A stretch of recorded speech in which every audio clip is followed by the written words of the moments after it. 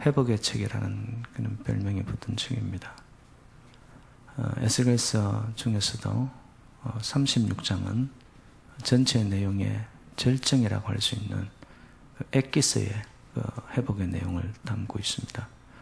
그래서 여러분들이 오늘 말씀을 마음으로 받아들이신다면은 그 말씀의 은혜가 되어 그 말씀의 빛이 여러분들의 삶을 비추어 정말로 나의 자아가 깨어지고 말씀의 거울 앞에 자기 자신이 확인되어지기만 한다면은 반드시 말씀의 약속이 회복시키시리라 하셨으니 저와 여러분들의 삶이 그 말씀, 언약, 약속처럼 회복되어질 줄로 믿습니다.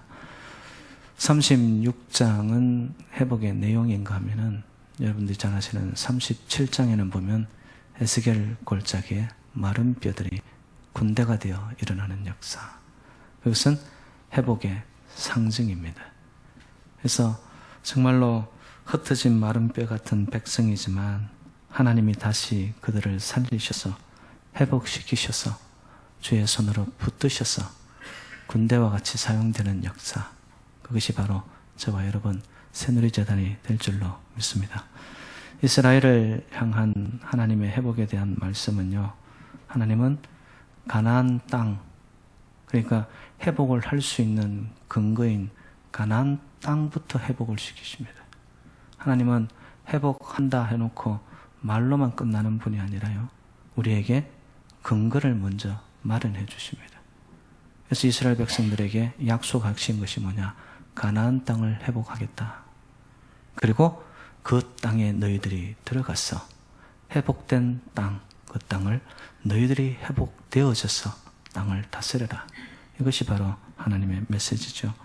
그래서 지금은 이스라엘 백성들이 특별히 남유다입니다. 유다 백성들이 바벨론에 가서 포로 생활을 하고 있는 상황이죠. 그래서 제가 지난주도 말씀을 드렸듯이 이스라엘 백성들에게는 포로 생활이 두 번이나 있었습니다. 첫 번째는 애굽에서 430년, 그리고 바벨론에 가서 70년. 지금은 바벨론에 가서 포로로 생활을 하고 있는 이때입니다. 그때에 하나님은 하나님의 백성들, 특별히 주의 선지자를 통하여서 약속을 주시죠. 그러면 그 약속을 주시고 사랑의 하나님이 왜 이렇게 힘들게 포로 생활을 하게 하느냐? 그런 것 없이 그냥 축복 주시고 회복 주시면 되지 않느냐? 그런데 여러분 아세요? 왜 이렇게 삶이 어려워지느냐 하면 주의 백성들이 하나님이 내 마음에 좌정하셔서 나를 다스리고 통치하옵소서라고 해야 되는데 주의 백성들이 우상 숭배를 하는 거예요. 하나님을 멀리 떠나는 거죠. 하나님을 모셔야 될 삶의 중심, 거기에 세상의 다른 신들이 들어오기 시작합니다. 그리고는 하나님은 뒷전으로 밀려나기 시작하죠. 그때 하나님이 약속 있는 징계를 하시는 거죠. 포로 생활 70년을 통하여 너희들이 그것을 겪고 나면은 반드시 내가 너희들을 회복하리라. 그래서 하나님은 징계를 위한 징계를 하는 것이 아니라 회복과 우리의 삶의 반전을 이루시기 위한 때때로 하나님이 채찍질을 내리시더라는 것이죠. 그래서 오늘 이스라엘 백성에게 임하셨던 이 회복의 말씀이 바로 이 시대를 살아가고 있는 저와 여러분들의 축복의 메시지가 되기를 간절히 축원드립니다. 우리는 이렇게 생각을 해요.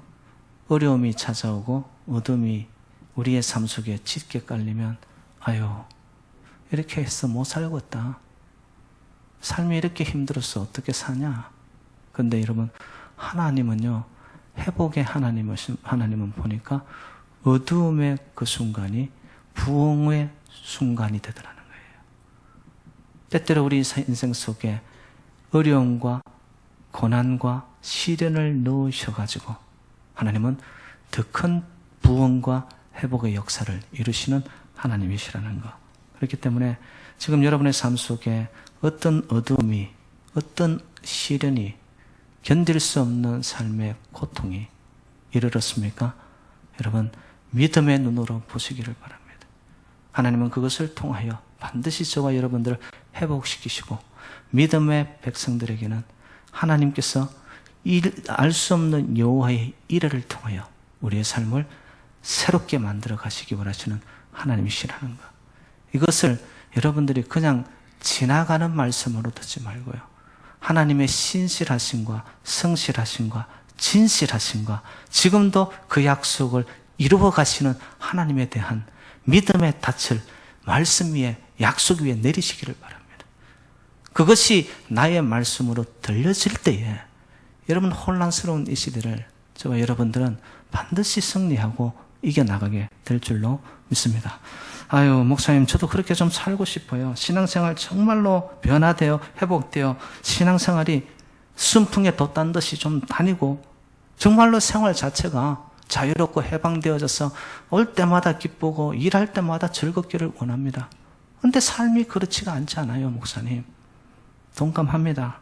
잘 섬기겠다고, 바로 믿어보겠다고, 말씀대로 살아보겠다고, 그런데 되지가 않아요. 정말로 어려워요. 제가 그것을 모르는 거 아닙니다. 알지만 알면서도 무기력하게 살아가는 자기 자신을 확인하게 됩니다. 그 이유가 뭔지 아십니까? 성경은 한마디로 진단을 내립니다. 육신으로 말미암아 연약했기 때문에.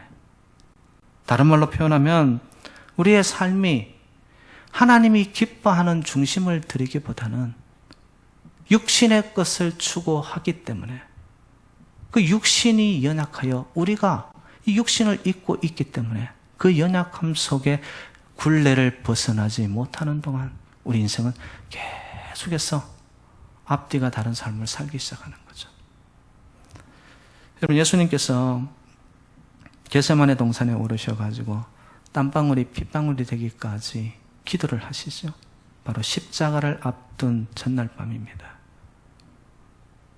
그것도 12명 중에서 아주 그래도 괜찮은 제자, 대표급 3명을 데리고 올라갑니다. 베드로, 야고보, 요한. 예수님은 그렇게 땀이 핏방울이 되기까지 기도를 하는 순간 이 선별된 제자들은 무엇을 하고 있었습니까? 자고 있습니다. 여러분, 제가 물어볼게요. 이 제자들이 기도하기 싫어서 그랬어요? 아니면은 육신에 이 잠 오는 것을 이기지 못하여 육신의 연약함으로 인하여서 잠을 잔 겁니까? 제가 볼 때는 기도하고 싶었을 거예요. 그래서 예수님이 말씀을 하시죠. 마음은 원이로되 육신이 약하도다. 불순종한 제자들이 아니었어요. 제가 발견하는 것은요, 이들도 예수님처럼 예수님의 모습을 따르고 싶었지만 안 되는 거예요. 안 하려고 한 것이 아니라 그들 속에 육신의 모든 것을, 소욕을, 육신의 정욕을, 이생의 자랑을 이길 만한 능력이 부족했던 거죠. 내공으로 그 능력이 만약에 충만함을 입고 있었다면 제가 볼 때는 예수님처럼 함께 동참하며 기도했을 거예요. 그러면 저와 여러분들이 육신을 입고 있어요. 그럼 육신의 연약함도 알아요. 그럼 이대로 살 건가요? 성경은 이럽니다. 로마서 8장 13절에 너희가 육신대로 살면 반드시 죽을 것이로되 영으로서 몸의 행실을 죽이면 살리니. 아멘이세요? 육신으로 살면 내 연약함 목사님 좀 인정해 주세요. 하나님 아시죠? 제가 이렇게 덜 떨어진 자입니다. 기도 가운데 말할 수는 있지만 만약에 그 육신의 연약함대로 계속 살다 보면 끝은 생명이 아닌 사망으로 가는 거예요. 여러분, 저와 여러분들은 보이지는 않지만 끝없는 전쟁을 치르고 있습니다. 그 전쟁은 바로 영과 육의 전쟁입니다. 육신으로서 살아가는 동안에는 우리의 삶이 어둠이요, 낭떠러지요, 결국 사망의 길로 나아가게 된다는 것. 그래서 예수님은 마태복음 16장 24절에 누구든지 나를 따라오려거든. 따라온다는 게 뭐죠? 예수님 삶을 같이 그런 능력을 드디어 이기는 승리의 삶을 살려거든. 어떻게 하라고 했습니까? 자기를 부인하고. 여러분, 자기 부인이 뭐예요? self denial. 이 self denial, 자기 부인은 한마디로 표현하면 나의 육신의 것들을 자꾸 죽여가는 삶입니다. 그 삶을 죽이고 자기 십자가를 지고 따라올지니라. 여러분, 십자가의 삶 쉽지 않아요. 그리고 저와 여러분들 이 육신의 몸의 소욕을 벗어나고 그것으로부터 자유로워지는 것도 어찌 보면 불가능합니다. 우리 힘으로는 불가능해요. 우리 의지로는 불가능해요.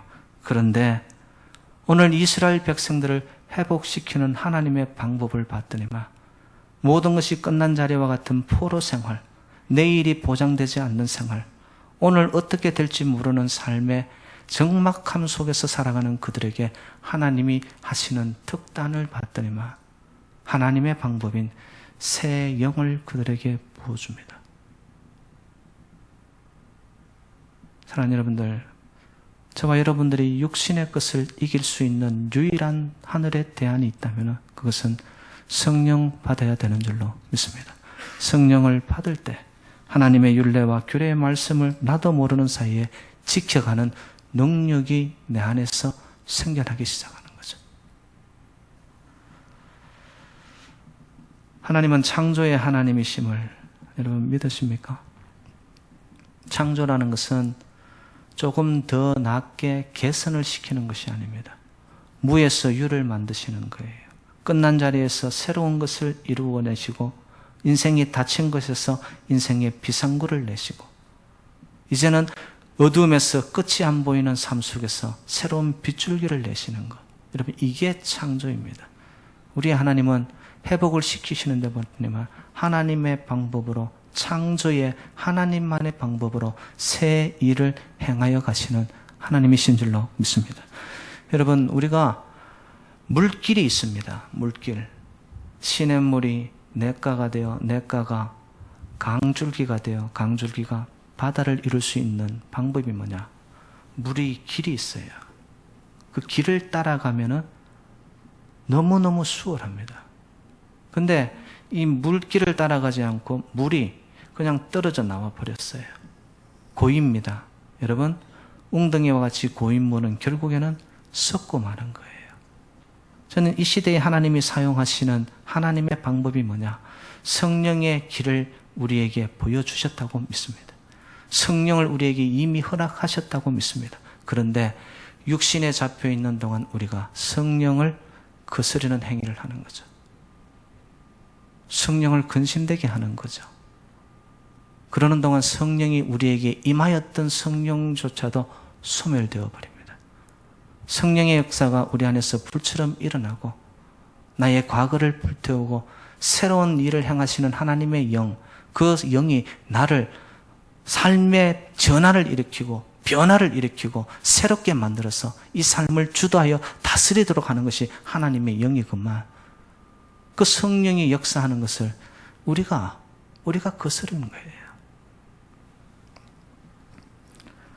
그래서 저와 여러분들은 성령의 물길이 흘러갈 때 따로 떨어지지 말고 고인물처럼 썩게 되는 인생 말고요. 여러분, 성령의 역사가 임하는 그곳에 예배 가운데 아니면 기도 가운데 여러분의 삶을 성령의 운행하심 위에 올려놓으시고 사모하시기를 주님 이름으로 축복합니다. 사모하면 성령은 다시 찾아오세요. 정말 여러분 인생 중심 속에서 원하는 목마름이 무엇인지 한번 물어보세요. 어떤 이들은 예수 믿고 하나님 믿는 것도 세상의 축복과 성공과 세상의 인기와 많은 자들 앞에서 인정받기 위해서, 축복받기 위해서. 여러분, 그거는 우선순위가 잘못된 거죠. 성령의 역사가 임하는 곳에, 사모하는 곳에 우리의 삶의 주제와 삶의 목적과 방향과 가치가 변화가 일어나는 거죠.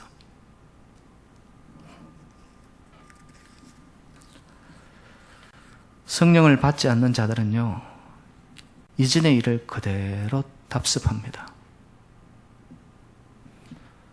이곳에도 주의 백성들이 모여 예배를 드리지만요, 성령을 모셔드려 성령의 기름 부음이 있어 성령의 뜨거움으로 나의 삶 속에 처음이 없는 자는요, 자기식의 신앙생활, 똑같은 다람쥐 쳇바퀴 도는 신앙생활을 합니다. 변화가 없습니다.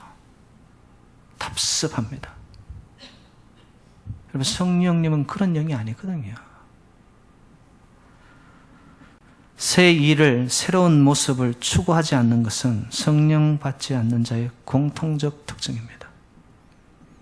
찬양을 부르는데도, 기도를 하는데도 눈 벌 뜨고 있습니다. 간절함이 없어요. 찬양을 부르는데도 입술만 뻥긋합니다. 답습합니다. 감동이 없습니다. 식어졌습니다. 이유는 단 하나입니다. 성령의 체험이 없습니다.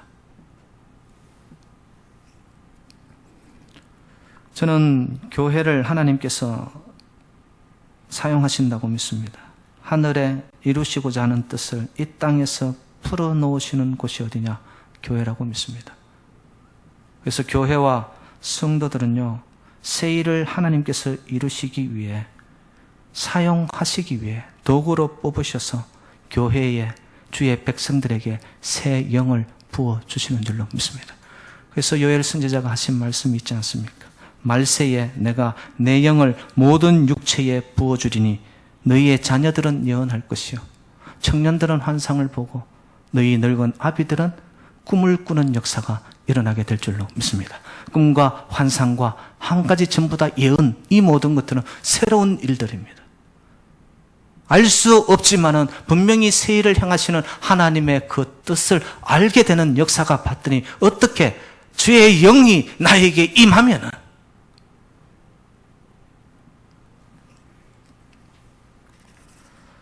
하나님께서는 그 시대, 세대마다 하나님의 사람들을 뽑으세요.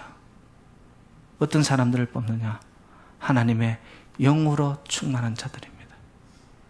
여러분 아시죠? 새로운 왕국을 시작하게 되어 초대 왕이었던 다윗은 여러분들이 아실 것처럼 말제입니다. 그리고 어린 소년이었습니다. 그런데 하나님은 주의 종 사무엘을 보내어 양각 나팔에 기름을 채워서 그의 머리 위에 기름을 붓습니다. 기름 부음은 성령님이시죠. 다윗은 영에 충만한 사람이었습니다. 그를 통하여 하나님은 새로운 왕국을 이루시고 하나님의 하나님 되심을 보여주셨다는 것이죠. 그래서 저는 마지막 시대에 하나님께서 사람을 통하여 파트너로, 동력자로 뽑으시는 일꾼들은 어떤 자들이냐? 바로 성령 충만함을 드리본 자인 줄로 믿습니다. 지금 우리가 살아가고 있는 이 시대, 여러분들이 이미 느끼고 동감하지 않습니까? 혼란과 공허와 흑암과 무질서와 끝간데 없이 높아지는 인간이 하늘을 찌를 듯한 바벨탑을 쌓고 있는 이 시대 앞에 하나님은 하나님의 사람들을, 일꾼들을, 성령을 보내시사 성령의 사람들로 변화시켜 하나님의 새 일을 행하시기 원하시는 줄로 믿습니다. 오늘 본문 26절, 27절에 보면 영이라는 표현이 나타납니다. 원문 히브리에 봤더니만 그 영은 루아크로 나와 있습니다. 루아크의 뜻은 숨입니다. 호흡이라는 뜻입니다. 그래서 이 루아크는 신약에 와서 헬라어에는 푸뉴마, 바람과 동일한 겁니다. 숨과 바람이 어떻게 같나요? 여러분, 우리가 들숨, 날숨을 쉰다고 하죠. 그것이 다 보면은 바람입니다. 성령의 바람이 부는 곳에 생명의 역사가 일어날 것이고, 성령의 역사가 없으면 영적 호흡, 영적 생명은 죽은 것이라는 겁니다. 창세기에 보면은 하나님께서 인간을 흙으로 만드신 후에 그들에게 생기를 불어넣으니 그들이 생명이 된지라라고 말씀합니다. 생명은 살아있는 영이라는 거예요. 여러분, 저와 여러분들이 성령의 충만함을 입지 않잖아요. 영이 나에게는 있지만 이 영이 죽은 영이 되어지잖아요. 그러면 영이 없는 육과 혼으로만 남아있어요. 여러분, 육과 혼은 동물도 갖고 있습니다. 내 안에 살아있는 영, 성령님이 나를 주도하여 체험받아 충만함을 덧입지 않고 성령의 사람이 되지 아니하면요, 쉽게 말하면 육과 혼 갖고 있는 동물과 같다라는 거예요. 하나님은 저와 여러분들을 그렇게 만들질 않았잖아요. 사랑하는 여러분들, 에베소서 4장 30절에 보니까 하나님의 성령을 근심하게 하지 말라라는 말씀이 있습니다. 성령을 근심케 하는 자에게는 성령이 소멸되고 떠나가고, 결국 성령을 해방하는 자는요, 결코 제사함을 받지 못한다고 이야기합니다. 왜 이렇게 또한 성령의 충만함이 중요하냐면요, 성령은 우리의 구원을 확정지켜주는 분이기 때문에 그렇습니다. 성령이 임하면요, 삶의 회복과 구원과 새로운 출발이 이루어지기 때문에 그렇습니다. 변화되고 여러분의 삶 속에서 새로운 소망이 보이고 여러분의 인생에 거듭나고, 그래서 이전의 삶이 아니라 내 삶이 정말로 하나님이 원하시는 삶을 사시기 원하세요? 그러면 하나님의 영을 받으셔야 됩니다. 아직도 육체의 소욕 속에 머무는 동안에 거짓과 시기와 미움과 탐욕과 악독과 교만과 이간질과 끝없는 술수와 속임과 가장과 이런 것이 우리 삶 속에 나타난다면요, 바로 우리는 아직도 육의 연약함이, 육의 세력이 우리를 장악하고 있는 거예요. 그렇지만 성령의 역사는 여러분들이 아시지 않습니까? 사랑과 희락과 화평과 오래 참음과 자비와 양성과 충성과 온유와 절제와 더 이상의 아름다운 열매들이 맺혀질 수가 있습니다. 그런 것을 통하여 하나님은 이 시대를, 병들어가는 시대를, 어두워가는 이 땅을 주님께서는 고치시고 회복하시고 주님의 백성들을 통하여서 이 땅에 하나님은 역사를 이루어 가시기 원하시는 줄로 믿습니다. 그러면 성령이 임할 때 우리의 삶 속에 어떤 변화가 있냐라는 거죠. 그 변화를 알아야지만 성령을 사모하게 되거든요. 오늘 보면 25절을 우리 다 함께 읽어보겠습니다. 25절 시작. 맑은 물을 너희에게 뿌려서 너희로 정결하게 하되 곧 너희 모든 더러운 것에서도 모든 우상 숭배에서 너희를 정결하게 할 것이며, 성경에 나타나는 물, 불은 전부 다 성령을 상징합니다. 여러분 아시죠? 예수님께서 세례 요한에게 요단강가에서 물로 세례를 받을 때에 성령이 하늘 문을 여시사 비둘기처럼 임하게 됩니다. 성령이 임하는 곳에 나타나는 첫 번째 역사는 정결과 거룩입니다. 여러분, 거룩을 어렵게 생각하지 마세요. 거룩은 진실됨입니다. 진실됨은 같은 것을 의미합니다. 말과 행동이 같은 자, 진실된 자죠. 안팎이 같은 자, 진리 위에 선 자죠. 겉과 속이 같은 자, 진실입니다. 그러기 위해서는 여러분, 성령이 나에게 임하면 내가 어떤 삶을 살았는지 자기 자신을 돌아보게 되는 거예요. 성령은 거룩의 영이요, 정결의 영이요. 그렇기 때문에 성령이 임하는 곳에 나타나는 것은 우상 숭배를 멀리하고 자기 자신을 가다듬고 세상의 옷을 벗고 세상의 신발을 벗고 나의 영이 주님 앞에 각을 뜨듯이 온전히 부복하여 자신을 드리는 자, 정결과 거룩함으로 나타납니다. 두 번째, 성령이 임하면 어떤 삶의 변화가 있을까요? 26절 같이 읽습니다. 시작. 또 새 영을 너희 속에 두고 새 마음을 너희에게 주되 너희 육신에서 굳은 마음을 제거하고 부드러운 마음을 줄 것이며. 여러분, 마음은 생각입니다. 하나님의 성령은 하나님의 마음과 하나님의 생각이 들어있습니다. 여러분, 성령이 임하는 곳에 하나님의 관심이 뭔지, 하나님의 뜻이 뭔지, 하나님의 가슴이 뭔지, 하나님의 소원이 뭔지를 알게 되는 거죠. 새 마음을, 결국 새 마음을 갖기 위해서는 이전에 내가 살아왔던 삶의 생각, 굳어져 있던 나의 삶의 습성, 벗어낼 수 없는 나의 삶에 딱딱하게 껍질화되어 있는, 석고화되어 있는 나의 삶의 모든 부분들, 그 굳은 마음을 성령이 임하게 되면 기경이 일어납니다. 갈아엎습니다. 그리고는 부드러운 마음으로 바뀌어집니다. 여러분, 부드러운 마음은 열매를 맺게 되어집니다. 땅도 부드러워 기경이 되어질 때, 거기에 씨앗을 뿌릴 때 그 땅은 반드시 수많은 수확을 거두고 열매를 맺습니다. 여러분의 마음이 성령이 임할 때는 부드러워집니다. 부드러워진 자는 어디 누구하고도 잘 부딪히지 않아요. 굉장히 소프트하고 전부 다 어울러지기 시작하고요. 그럼을 통하여 그 삶 속에서 열매를 낳게 되는 것이죠. 그래서 성령이 임하는 곳에 여러분, 굳은 마음은 제하여지고 부드러운 마음이 되시기를 주님의 이름으로 축복합니다. 세 번째, 성령이 임할 때 나타나는 역사 27절입니다. 시작. 또 내 영을 너희 속에 두어 너희로 내 율례를 행하게 하리니 너희가 내 규례를 지켜 행할지라. 여러분, 이전에는 말씀대로 살지를 못했어요. 하나님의 율법과 규례가 나와는 무관한 줄 알았어요. 나의 삶의 스타일이 아니었어요.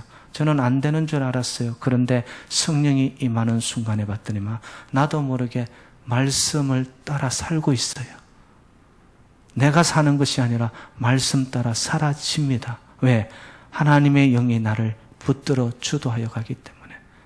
주의 말씀이 내 발의 등이요 내 길의 비침을 믿으십니까?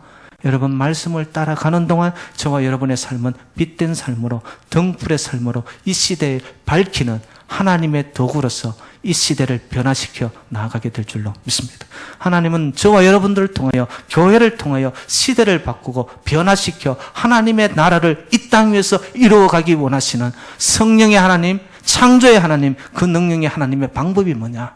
주의 백성들이 새 영을 받아 새 마음으로 더 나아가서 주의 말씀대로 사라질 때, 더 나아가 우리의 삶이 정결하여져서 시대의 흐름과는 반대로 하나님이 원하시는 거룩과 정결의 영을 받아 그 삶대로 사라질 때에 저와 여러분들의 삶이 이 시대를 변화시키고 여러분들이 만나는 곳, 하는 일, 가는 곳마다 새로운 음의 터는 새싹이 돋는, 그리하여서 하나님의 나라를 일구어가는 쓰임받는 일꾼들이 되시기를 주님의 이름으로 축원드립니다.